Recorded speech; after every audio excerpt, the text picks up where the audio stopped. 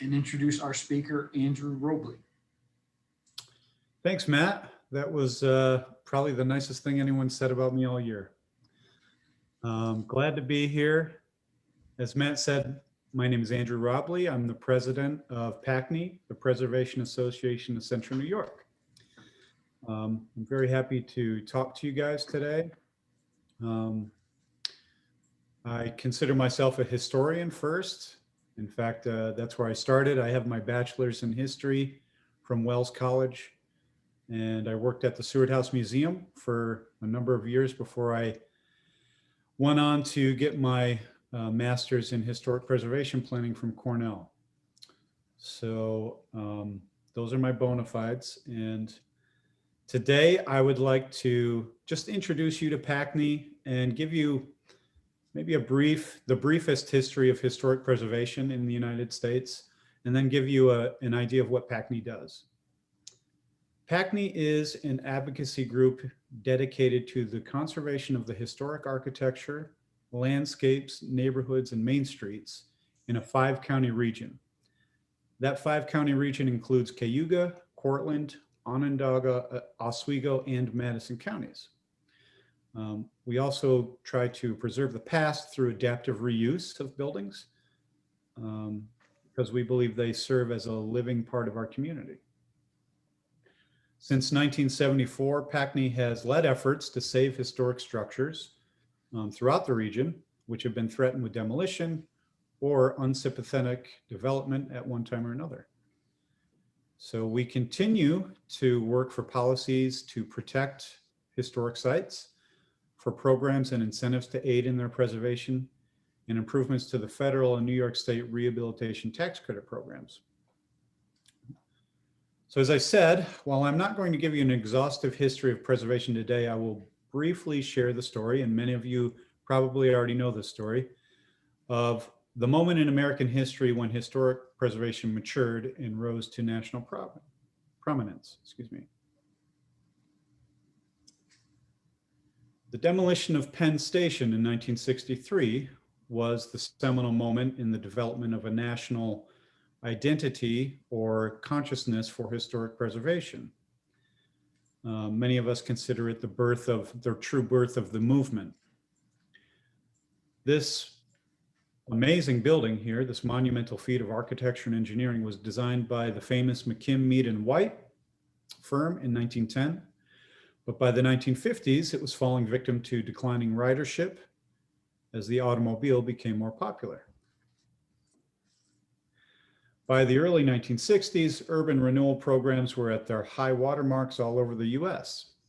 And New York City was no exception. Many of us, the cities in our area, faced the same path of destruction, as it were. So in the face of a changing economy and looking to capitalize on a new structure, the owners of Penn Station resolved to demolish the station. And while public sentiment was clearly against demolition, as groups organized too late to save the structure, it was torn down to make room for Madison Square Garden. Nevertheless, after the loss of Penn Station, preservation took a few big steps forward. The New York City Landmarks Commission was formed in 1965, and the following year, President Johnson, seen here, signed the National Historic Preservation Act, which established the National Register of Historic Places, and established a set of protections and incentives for historic properties that continues to grow and evolve. Historic properties, above all other considerations, are properties. So the economics of historic preservation lie deep inside the dense and highly specialized world of real estate finance.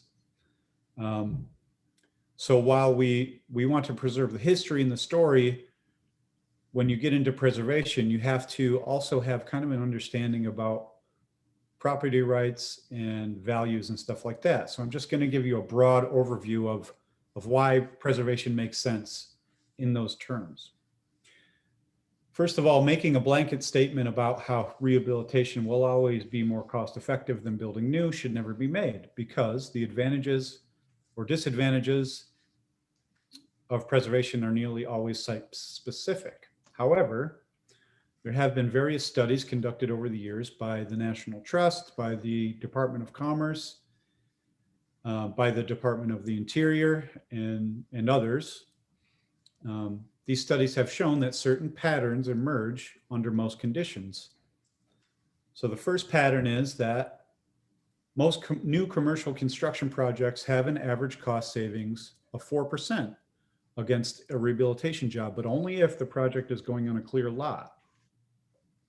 If raising an existing building is required for that new construction project, that figure flips, and the rehab job has a range of between 3 to 16% cost savings over new construction. And that I think runs contrary to what a lot of people assume or believe. And so as a preservationist, it's my job to keep pushing that message out there over and over again, to try and help people, especially developers, unlearn this falsehood that they've all learned, that it takes too much money to rehab an existing building. The most well-known program which helps make historic rehabilitation affordable is the Historic Rehabilitation Tax Credit. In its broadest sense, this program gives a tax credit on a percentage of the construction costs, which can then be sold to investors to help finance the projects. It's been a great success, and since its creation in 1978, it has produced over 2 million jobs and $33 billion in related tax impact at all levels of government. So that is my brief overview of historic preservation.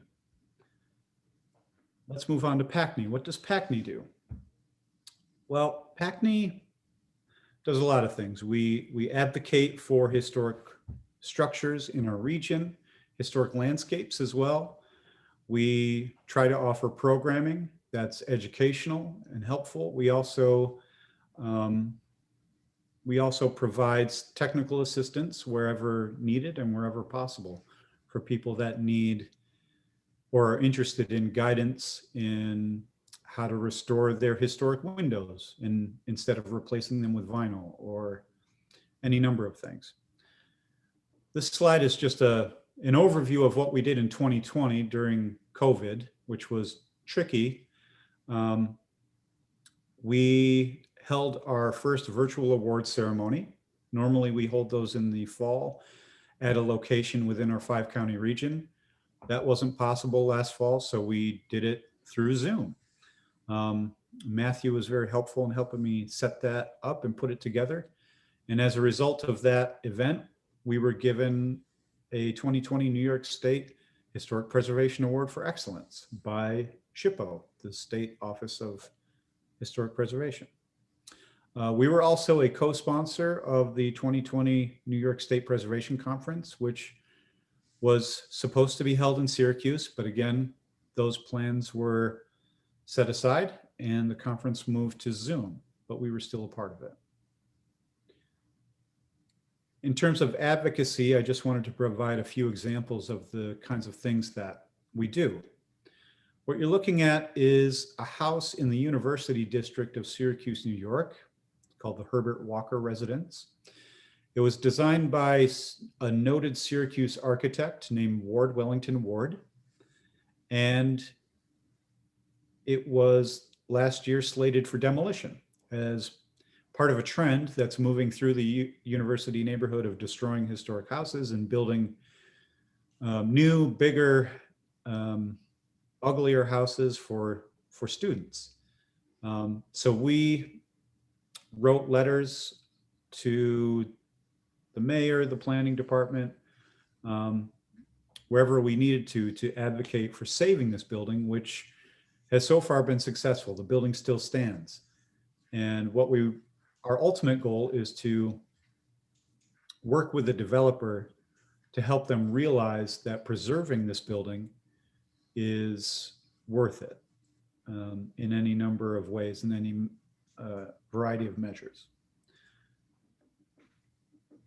This is an example of a letter of support for a property in Auburn, New York. A local developer purchased an 1840s Italian style residence in our National Register listed South Street area and wanted to subdivide it to a degree that would have been damaging to the property and to the neighborhood, quite frankly. And so members of the neighborhood reached out to PACNY, and we responded to them by sending this letter to the city of Auburn and advocating against the changes to the property, which was successful. Now, we're not always successful in our advocacy efforts, but I just wanted to give you a few ideas of what we do. We also have a threatened properties list that we maintain. It's called the 8 That Can't Wait. It consists of 8 properties that are threatened or in danger of demolition. And we post them on our website, and we advocate as best we can for their preservation and protection. Usually they're properties in which the owners lack the resources or the time or the capacity in one way or another to protect their buildings. Sometimes the property owners don't care about their historic buildings and want to demolish them. It runs the whole gamut. We have people that ask to be put on this list because they want attention to their property. And we have people that are extremely disappointed to be included in this list. But it's our job to bring attention to these properties because we believe that they're important to our community and important to preserve the history of the region.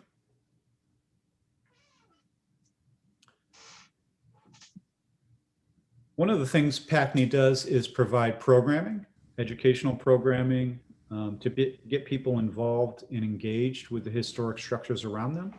Our efforts last year, which was led by one of our board members, was called Faces of Syracuse, or Faces of Downtown Syracuse, rather. And so we had a photographer go around and take photographs of all the different faces on the various buildings in downtown Syracuse. And you can see just a few of them here. And so we had these posters made up and posted them around Syracuse, and it was planned to be like this game where people could find all the faces, figure out which building they were on, and there was going to be some sort of prize at the end. There was an app in development which was going to accompany this. Of course, COVID hit and everything was set aside. But this is the type of things that we try and think up and try and introduce into the community to get them engaged. We also used to and plan to have again neighborhood tours, architectural tours. We partner with other organizations sometimes. In this case, we partnered with the Westcott Neighborhood Association in Syracuse to do a neighborhood tour of the Wellington ward houses. Really interesting architect, has a very eclectic style. And then, of course, our award ceremony. These are just a couple shots of some of the award winners. We have the Phoenix Building in Auburn on the left, and on the right was part of the Smithfield Community Center, I believe. They received an award. It's always a great event that pulls people of all across the historic spectrum. There's museum owners, there's regular old property owners, historians, educators. They all get involved, and we've given awards to a lot of different programs. In one case, we gave an award to the Seward House, the Harriet Tubman Home, and the Cayuga Museum, one single award for all three, not because of any of the buildings they had on site, but because of the programming that they put on. We wanted to recognize that. We also gave an award to the Onondaga Historical Association because they reintroduced Congress beer, which was an historic beer that was brewed in Syracuse back in the day. And so we gave them an award. So it's not necessarily for somebody painting their building and putting it back in order, but anybody who works to further preservation and the heritage of our area. So with that, hopefully it wasn't too brief, but hopefully I've given you an idea of what PACNY does, what we're interested in doing. We are a volunteer, so far, right now, a 100% volunteer organization. We consist of a board and some community members that are involved with us. But I encourage you to visit our website. If you'd like to join a committee, we're opening our committees to community members. There's advocacy committees, membership committees, stuff like that. Our membership supports our programming and helps us to grow our organization. So if you'd like to visit that website up there, I encourage you to become a member if you're interested in preservation and conserving the built environment. And with that, I will pass it back to Matt and see if there's any questions. Thank you, Andrew. Folks, do you have questions you want to type into the box and ask Andrew while we have them? Well, I'm going to ask a question while I got you here. So for those that aren't familiar, Andrew, can you talk a little bit about the awards themselves? And maybe people don't even realize that a project they've been working on could be eligible for something? Sure. So every year in the mid to late summer, we'll send out a call for nominations, and that will be done through our website, through social media, through the newspapers, and our nominations are open to just about anything. You know, we have very specific awards that recognize certain things. For example, there's an award that goes to craftsmanship. There's an award that goes to a creative kind of reuse. And then, as I mentioned earlier, there's awards that go to ideas like educational programming, the introduction of a historic beer. We're pretty much open to anything that connects the present with the past. That's what we're all about. So I would say if somebody was interested in submitting a nomination for an award later this year, go ahead and submit it, because chances are, if you think it's a good idea, it probably is. We did get a question. Are private homes that have been restored eligible? I guess I would ask eligible for what? Eligible, so eligible is a loaded term, because in my line of work, 90% of what I do is look at historic properties and determine whether or not they're eligible for listing on the National Register. So that's an official designation. But does the person mean eligible for listing on the National Register or eligible for a PACNY award, I guess? Joni, you want to jump in here and ask it directly?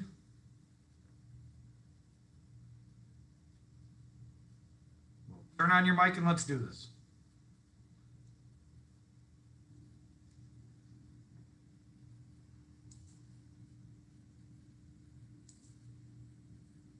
So let me, I can answer the question actually, Matt. It doesn't need to be clarified. It's yes to either. A private residence is certainly eligible for a PACNY award and to be listed on the National Register. And I have a feeling you might be asking about historic tax credits. There is a program, a tax credit program for private homes. And you can find information on that on the New York State Parks website. Just go to the Historic Preservation tab, and there should be on the right a bunch of buttons, and you'll see one that says rehabilitation tax credits. I hope that's answered the question. Yes, thank you. Okay. Thanks, Joni. Any other questions for Andrew while we have him here?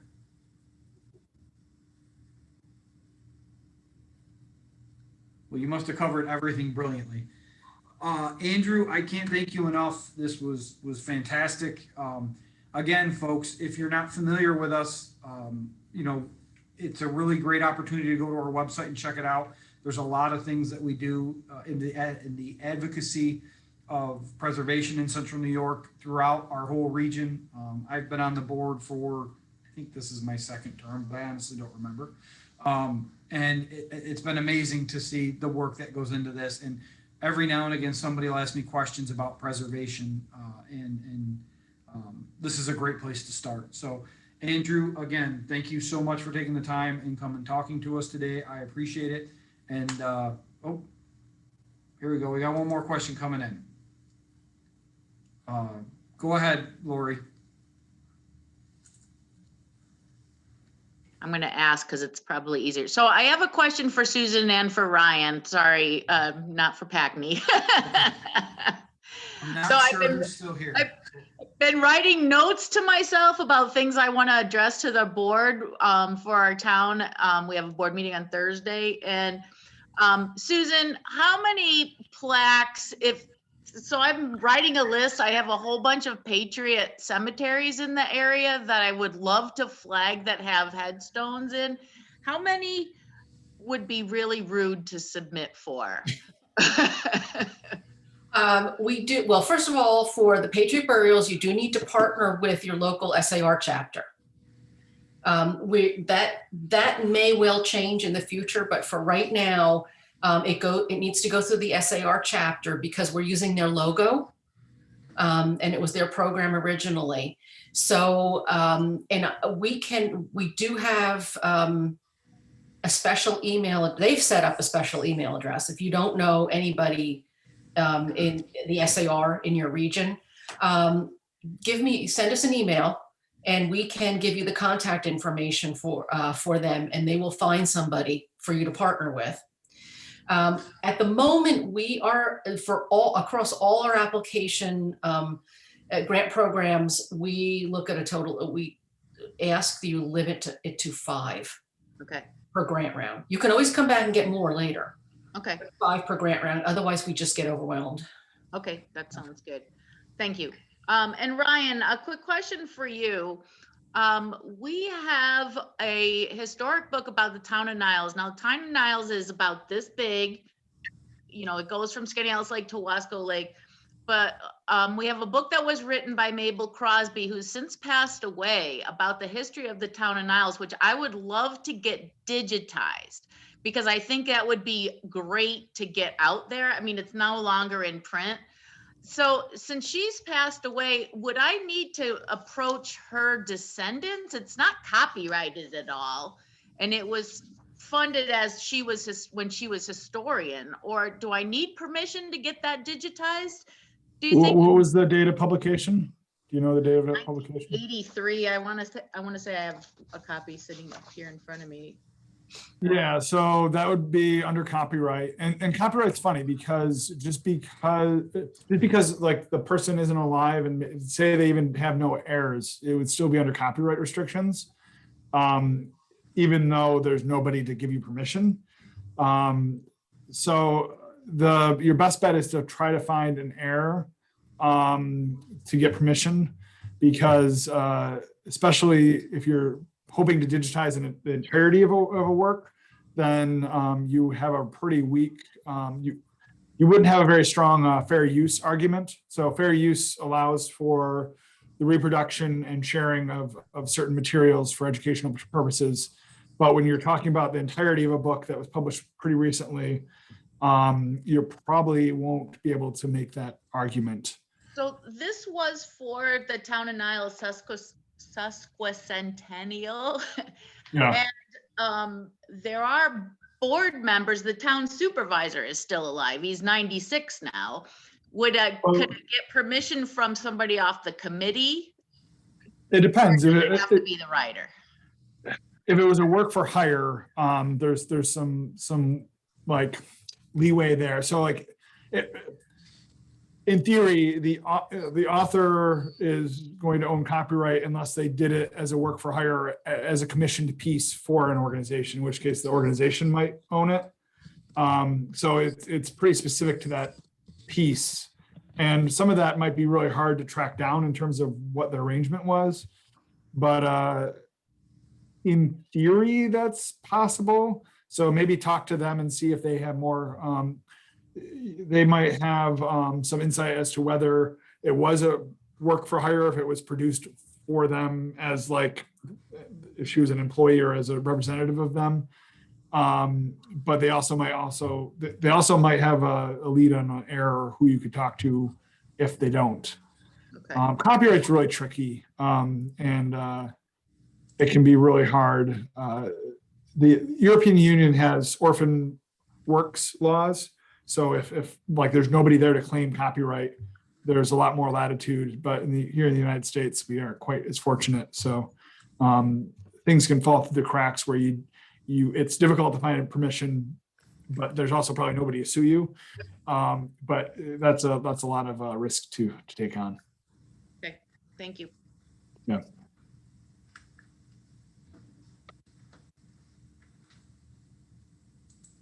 Okay, with that, we're gonna turn off the recording.